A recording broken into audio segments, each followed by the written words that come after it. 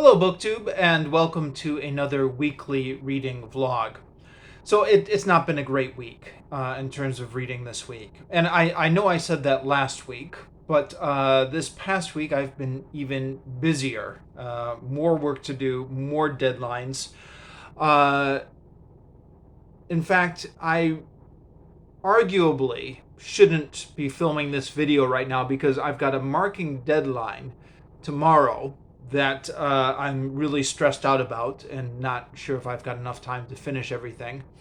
So I probably shouldn't be filming this video, but I really hate to miss a week. Since I started doing these weekly reading vlogs some 35 weeks ago, I've managed to hit it every Sunday so far. I hate to break that streak. So, despite my better judgment telling me I've got things to do, I'm going to film this video anyways. But I think this week is even worse than last week. Although actually I haven't, as of the moment of this filming, I haven't totaled up the page numbers for this week yet. I'll do that after I film the video. I know page numbers are such a meaningless metric because, one page from this is definitely not equal to one page from this. But anyways.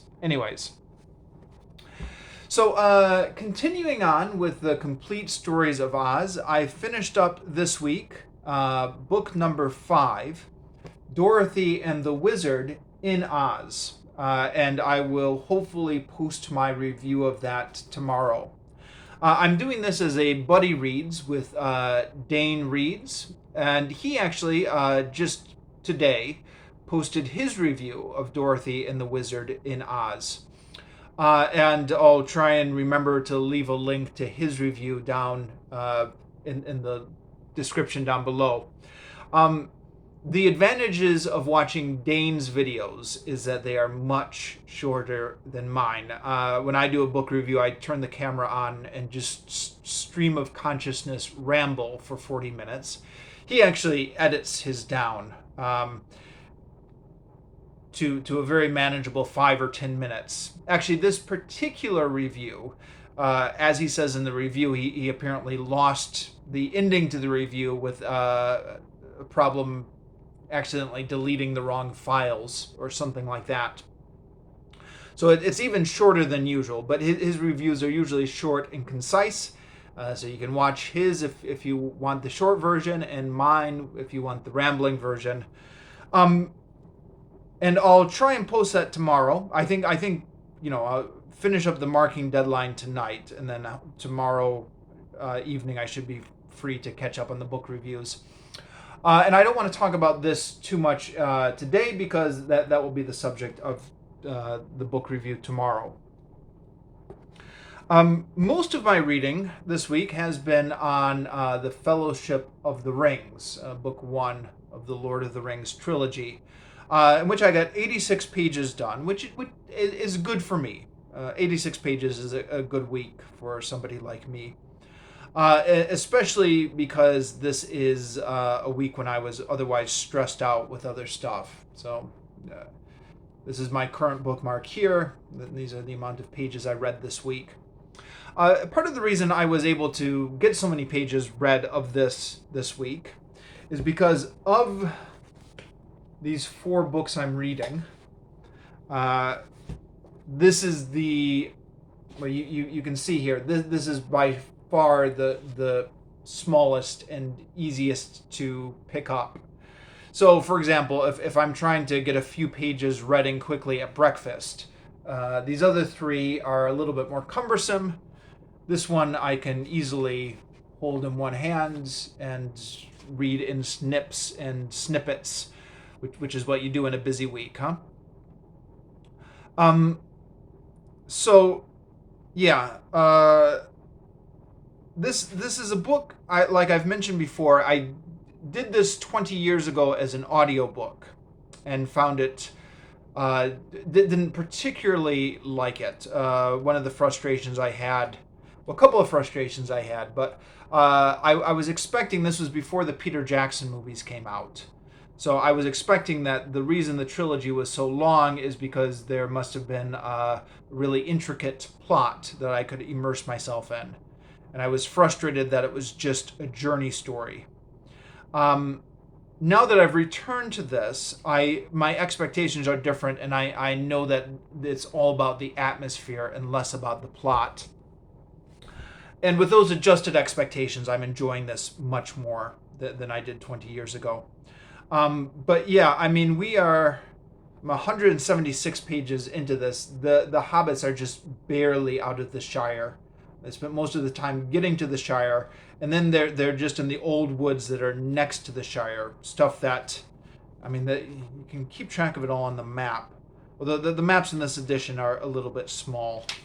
But you know, if you compare this to Bilbo's journey in The Hobbit, you know, Bilbo as well went through a forest, but the forest Bilbo went through is over here on the map. I'm not sure if this is going to be very visible, but we're going to give it a try anyway. And then the forest that these hobbits are in is over here, just on the edge of the Shire, something just that in the original Hobbit just got passed by without even noticing it. And yeah, a lot of passages heavy on description, which I don't think, in retrospect, those didn't work on audiobook. I'd be curious with somebody else's opinion if somebody else did this on audiobook, but I think part of the problem 20 years ago was it was a mistake to try this on audiobook.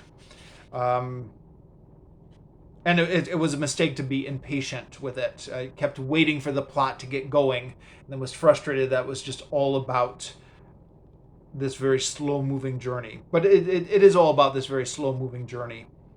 And then the infamous part about Tom Bombadil is here. So I think Tom Bombadil has... And this is something I remember from 2001 when I was doing this as an audiobook, and remember being bored by the Tom Bombadil parts as I was with a lot of this book, but remember it vaguely. But Tom Bombadil has since gained notoriety, I think, on the internet for being a big part of the first book that Peter Jackson just completely cut out of the movie. So people talk about it on YouTube. Either, I think the discourse is either it's absolutely outrageous that Tom Bombadil got cut out, or Tom Bombadil getting cut out was one of the best decisions Peter Jackson ever made, and this is a classic example of the kind of cuts that you have to make transferring from a book to a movie. I think most people are of the latter opinion. But yes, into the infamous Tom Bombadil part. The Tom Bombadil part, you know, it would have been interesting to see Peter Jackson's take on it. Now that I think about it, because it definitely works in the book. And okay, and again, I say that as somebody who didn't appreciate it the first time through 20 years ago. But now that I'm rereading it, and I'm trying to immerse myself in the atmosphere and enjoying the slower pace, I'm learning to enjoy the description of the ancient forests and the description of the trees and the mystique behind Tom Bombadil and his wife, who is the river's daughter, and kind of the evocation of these ancient mythologies or ancient gods. Gods is the wrong word, but I'm thinking of it brings to mind when the river is personified and it has a daughter. It brings to mind to me Greek mythology, just because that's what I know. But I think Tolkien was basing his stuff more off of Germanic stuff, right? And I don't know how prevalent that was in Germanic mythology, but Tolkien would know. Tolkien.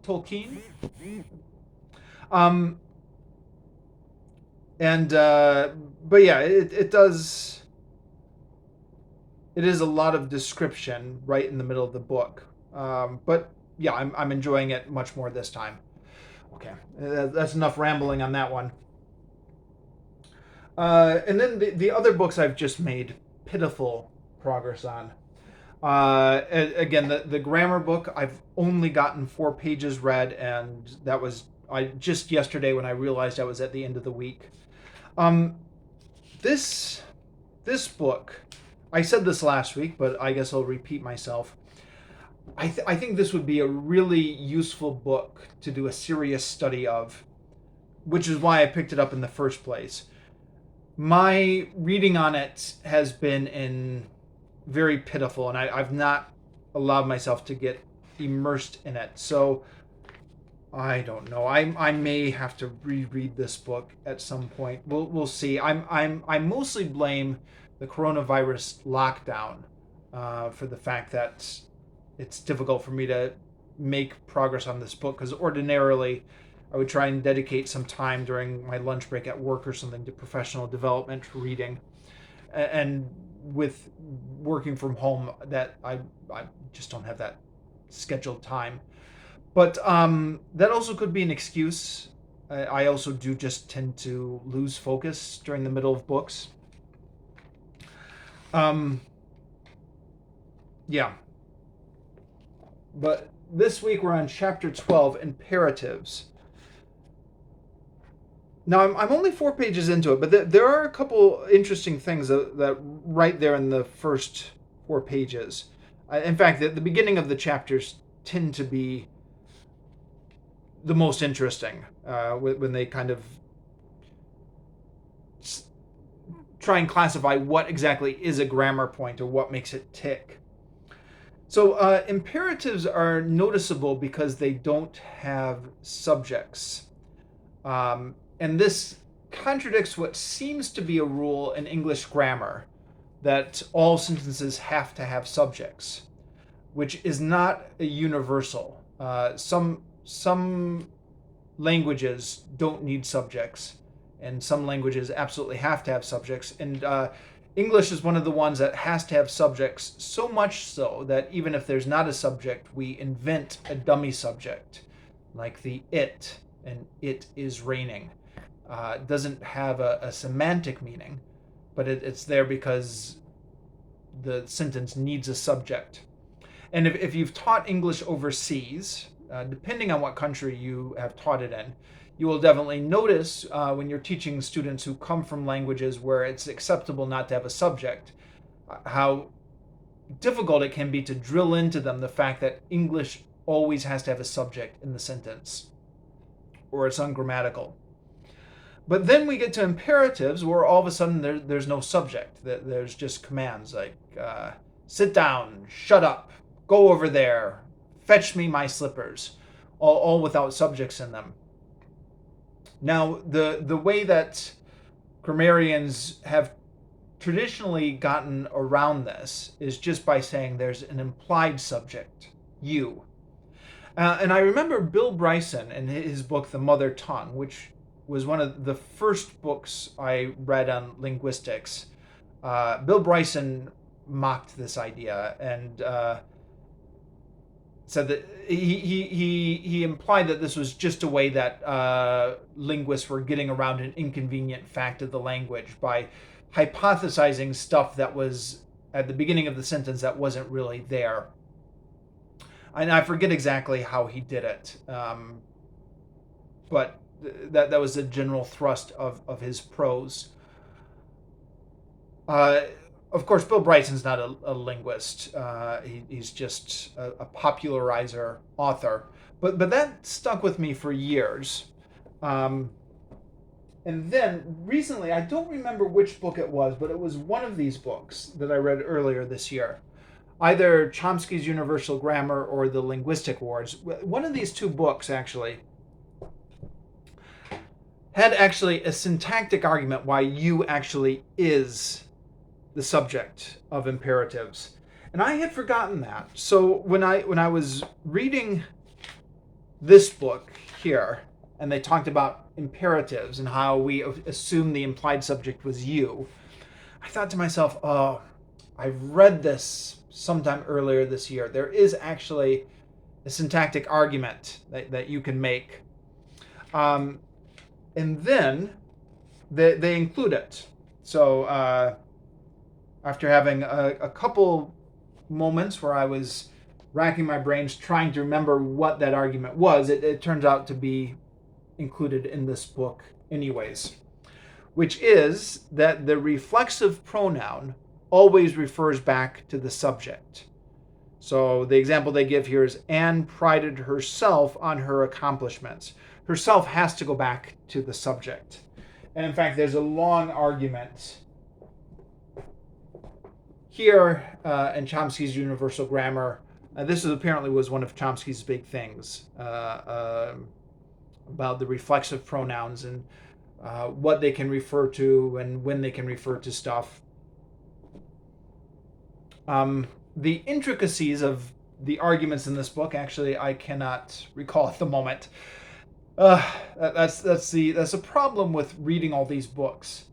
You read them, but you can't remember everything. I remember there was a lot of stuff about reflexive pronouns in here, but can't seem to remember all of it. Yeah, and that's something that I've been thinking about actually with this book, is how many things I'm learning and how little of it I'm remembering. But I think I'm one of the adjustments I need to make is reading a book one time through is not learning it, right? That's the reason why students have to study for a test. Because you read something and then you forget it the next day. So to study for a test, you actually have to go over and over and over the key material so you have it in your brain when you take the test. That's why students cram all this stuff in for a test. I think that's an adjustment I need to make myself, especially with my grammar study, because I tend to think to myself, well, I've read so many grammar books, why don't I remember it? But you don't remember it, do you? You need to actively study it. Anyways, that digression aside, the argument that they use is that imperatives take you for the reflexive pronoun, like watch yourself or watch yourselves. And this can only work if you is the subject.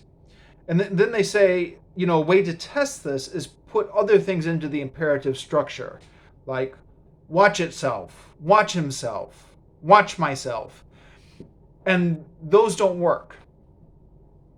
And because only yourself or yourselves works as a reflexive pronoun, then we know that you is actually the subject, even if we can't see it. And the other thing that they bring up is sometimes we do have the you. So we can say, be quiet, but we can also say, you be quiet. And they say we don't say, when we're using like the be verb, we don't say, you are quiet. We change the are to be. So that's shows that there actually is the imperative form there. So that stuff was all interesting. And again, stuff I vaguely remembered, or rather remembered having read about, but didn't remember actually the specifics of it. Then they get into the sentence tree, which was a part I didn't really understand here. So they're talking about negative imperatives, and with the negative, it gets a little bit more tricky. So we can say, don't run. So do plus not plus run with no subject. And we can say do not run, or we can say don't run. So you can do the uncontracted form or the contracted form. And you can have the subject in there after the contracted form. So you can say, don't you run. But you can't say, do not you run. So you can't have the subject in there if it's not contracted. You can also not put the subject before the negative. So you can say, do you not run. Now, this is something that was in the previous chapter with yes-no sentences. I forget, I forget exactly what the nuances was of this, but there was, I think it was with negative sentences. We could say, aren't you cold?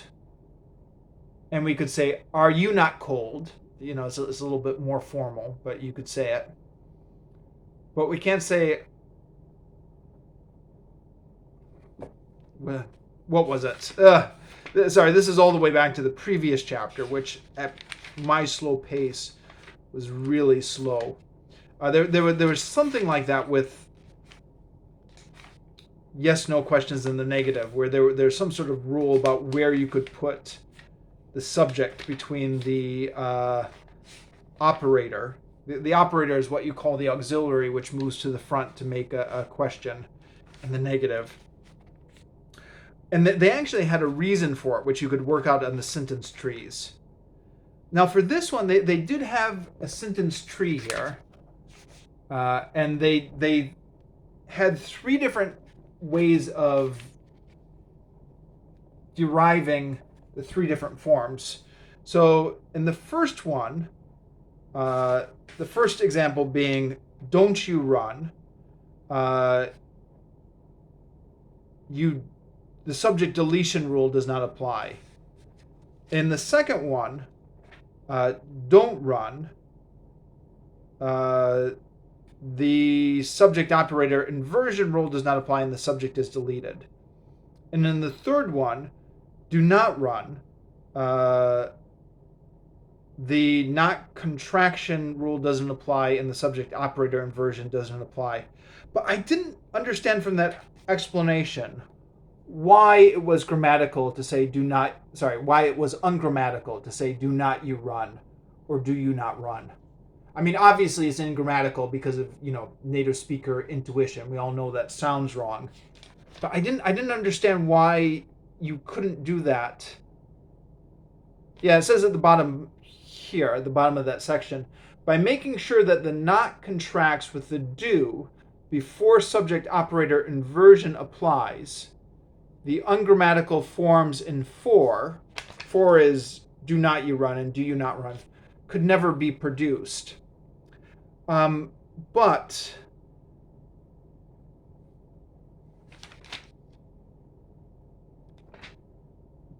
yeah,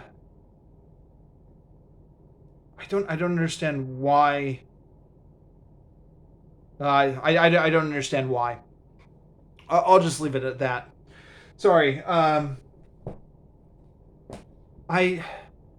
not entirely sure I explained that in a way that would be understandable to anyone else who doesn't have the book in front of them. So apologies if the preceding 5 minutes have been a complete waste of time. Moving on to Herodotus. No, this is another book I've made pitiful progress on. And again, it's because I've been busy, and it's because to the extent that I've been reading in small snippets or something like that, it's all been to the Lord of the Rings book. The primary reason, as I've mentioned before, this book has a lot of monkeying around with footnotes and maps, and occasionally consulting Wikipedia to try and get background information when I feel like the footnotes aren't giving me what I want to know.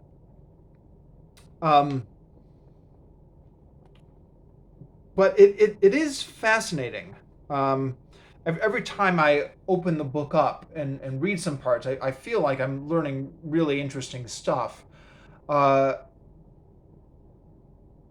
So I wonder if before the year is out, I'll have time where I can maybe just sit down and absorb myself in this book more. I'm not sure that I will. I mean, I'll definitely have time to continue reading it in snippets. And I shouldn't make it sound on this video like I have no time, because I continue, even in my busiest weeks, I continue to waste loads of time on the internet, Twitter and Facebook and YouTube, the internet in general, just kind of checking websites, but social media in particular. Something I've always known, but I've been realizing more and more about myself recently, is there does seem to be an addiction there. If I'm working on marking the essays, I'll really feel like I really want to check my social media. And I do feel like there is some sort of endorphin or serotonin hits that I seem to get whenever I get notification of a new message or notification of a like or something like that. And it does it. I mean, I think part of this is I'm more aware of it now because it's been more in the media, the phenomenon of social media addiction and the serotonin releases and stuff like that. So maybe there's a psychosomatic element to it, but I do feel like I'm becoming more aware of the fact that this regular checking in on social media is tied to my brain chemistry somehow, and if I go too long without checking it, I feel like there's something missing. And then when I check it, if you check it and you don't get a notification of anything new, you don't feel like that check. I don't feel like that check has satisfied the urge. So I've been saying this for a long time now, but I would like to get that addiction under control, and so I can read more. Of course, the trade-off, though, is a lot of that social media time is just, a couple minutes here, 5 minutes there. It's not always hours at a time, although sometimes it is hours at a time, but it's not always hours at a time. So even if I were to carve more of that time off from the social media addiction and funnel it into the reading, which I'm trying to do, it would still be just a couple minutes here, a couple minutes there. But yeah, so I'm not sure I'm going to have time to really immerse myself in this like I should, because this is something that you want to get immersed in. But anyways, the 4 pages I read here were all about the backstory to Libya. So Persia wants to invade Libya here on the west part of Africa. And apologies if this map doesn't come through. Sometimes this camera will show it in reverse image. So then Herodotus goes on this long backstory with the history of settlements in Libya. And he's talking about these Greek colonies here in Barca and Cyrene. Now, I'm pointing to them here on the map with relative ease, but that's because I've gone through the trouble of finding them. As always, when you're reading through this book, you're like, okay, where is this? Do I need to know where this is? Is it worth kind of stopping and finding it on the map? And there are, how many maps are there on the back? There are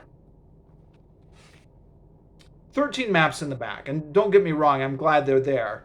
But it means that sometimes you need to know which map you need to go to, which is where this map index comes in handy. Even then, it's just the name, the number of the map you need to go to. It doesn't actually, you still have to search around on that map to find where the city is. So, yeah, all of this I'm sure would have been much easier if I had gotten the landmark edition, but this is the edition I found when I was last back home. Yeah. So, talking about these cities in Libya, which I guess are Greek colonies, and talking about the various internal politics they had there and their relationship with Egypt, which was right on their doorstep. And it's just getting into the part where Persia is beginning to take a notice of them, although I'm still on the backstory now here. So it's interesting stuff. I regret that I haven't read more of it, but we'll try and get more into it this week.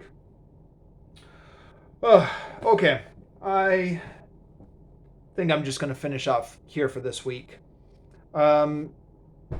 So I have marking to do, and then I'll be back next week to check in with my progress. We'll see how things go. a number of these commitments that I've taken on recently are not going away anytime soon. Meaning it could be several months now where every week I'm apologizing for only having read a handful of pages. But if that's the case, that's the case, huh? We'll see how things go, and then maybe eventually, in a few months, things will pick up again or not. Either way, I'm going to keep checking in every week, whether I've read a little or a lot, just to ramble on about what I have read.